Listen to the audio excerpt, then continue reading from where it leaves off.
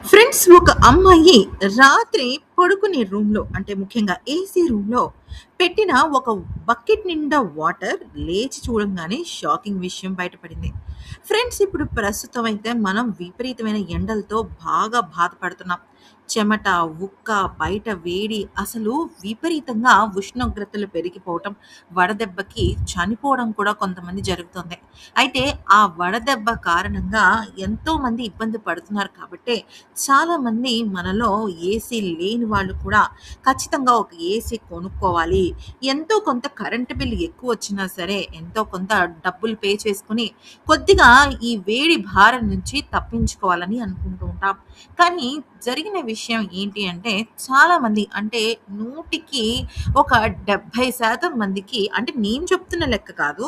ఇప్పటి వరకు జరిగిన కొన్ని పరిశోధనల్లో తెలిసింది ఏంటి అంటే, ఎవరైతే ఎక్కువ సేపు ఏసీలో ఉంటారో, లేదు కనీసం రాత్రి పూట 6-7 గంటలు లేదా 1 గంట, 2 గంటలు ఏసీ వేసుకొని మళ్ళీ ఆపి అలా ఉంటారో వాళ్ళకి విపరీతమైన అనీజీ ఫీలింగ్ వస్తుంది. కానీ ఈ బకెట్ వాటర్ పెట్టటం వల్ల ఊహించని ఆహ్, మార్పులు చోటు చేసుకున్నాయి. సాధారణంగా ఏసీలో పడుకునే వారికి కానీ, ఏసీలో ఎక్కువ సేపు ఉంటున్న వాళ్ళకి కానీ విపరీతమైన డ్రైనెస్ వచ్చేస్తుంది. అంటే చెవి, ముక్కు, గొంతు విపరీతంగా డ్రై అయిపోవటం. కొంతమందికి చాలా ఎక్కువగా హెడేక్స్ రావటం. అదేంటి మేము ఏసీలోనే ఉన్నాం కదా! మాకెందుకని ఇలా జరుగుతోంది అని అనుకుంటుంటారు.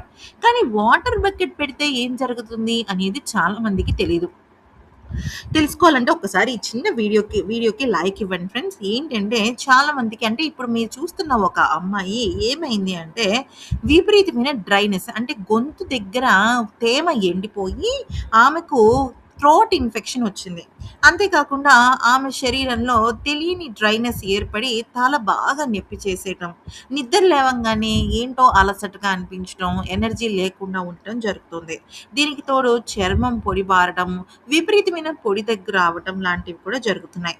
అయితే ఇది ఈ అమ్మాయికొచ్చిన లక్షణాలైతే, వీళ్ళ అమ్మగారికి, ఏసీ రూమ్‌లో పడుకుంటున్న పెద్దవాళ్ళకైతే ఏకంగా థ్రోట్ ఇన్ఫెక్షన్ రావటము, యాంటీబయాటిక్స్ రావటం కూడా వాడటం కూడా జరుగుతున్నాయి.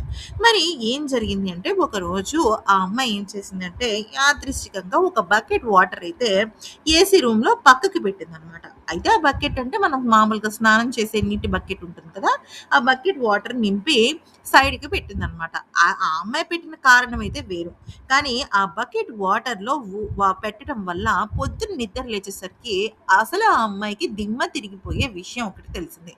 అదేంటి అంటే పొద్దున్న నిద్ర లేచిన తర్వాత తన స్కిన్ చాలా చాలా మాయిశ్చర్‌గా ఉంది. అంతేకాకుండా గొంతు పొడిబారిపోవటము, అసలు లేవంగానే ఏదో తెలియని ఒక అలసటగా ఉండటము, లేదా తలనొప్పి అంతకు మునుపు ఉన్న ఈ చెడు ఫీలింగ్స్ ఏవి కూడా లేవనమాట. అంటే అంతా కూడా చాలా హాయిగా, ప్రశాంతంగా, మంచి ఎనర్జీతో అబ్బా! నేను పడుకుంది 4 గంటలే అయినా ఇంత ఎనర్జీ ఎక్కడి నుంచొచ్చింది అని తననుకుంది.